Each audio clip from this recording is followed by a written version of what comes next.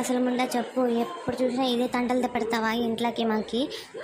ఇంట్లో చూస్తే ఇంట్లో రామాయణము, బయట చూస్తే బయట రామాయణమే. ఏమి కొంచెం కూడా మమ్మల్ని ప్రశాంతంగా బతకనివా కనీసము? వాడు చూస్తే నీ మొగునికి అట్లా చేసి పెడతావు, తోడుకోవడం అనే దానికి ఎట్లా చేసి పెడతావు, అత్త అనే దానికి నాకే మర్యాద ఇవ్వు. బయట చూస్తే బయట లొల్లు పెట్టుకుంటావు. కనీసము ఏం చెయ్యాలనుకున్నావు? మీ అమ్మ మీ నాన్నని పిలిపిస్తాను.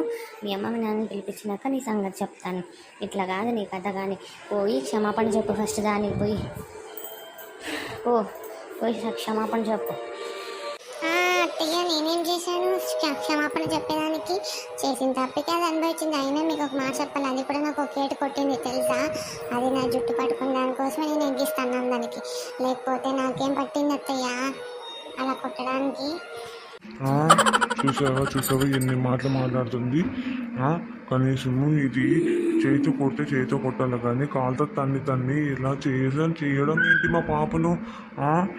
ఏంటమ్మా ఏంటి చెప్పు నువ్వే. కనీసము ఇలా చేస్తే ఎట్లా?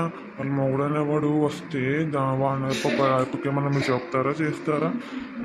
వాళ్ళకి మేమేం చెప్పుకోవాలా? పక్కింటోళ్ళు అన్నాక పక్కింటోళ్ళకి ఉండాలబ్బా, అంతేగాని శత్రువులక్క మారకూడదు. మా పాప అట్లా చేస్తుంది ఏందో నాకు అర్థమే కాదు. మీ పెద్ద కోడళ్ళక్క సహనంగా ఉండేదానికి రాదు దానికి అంటే మళ్ళీ మిందకు వస్తారు, కానీ మీరు మాత్రం ఇట్లా పనులు చేయొచ్చా? అయ్యా చూసావా ఎన్ని మాటలు మాట్లాడతారు మా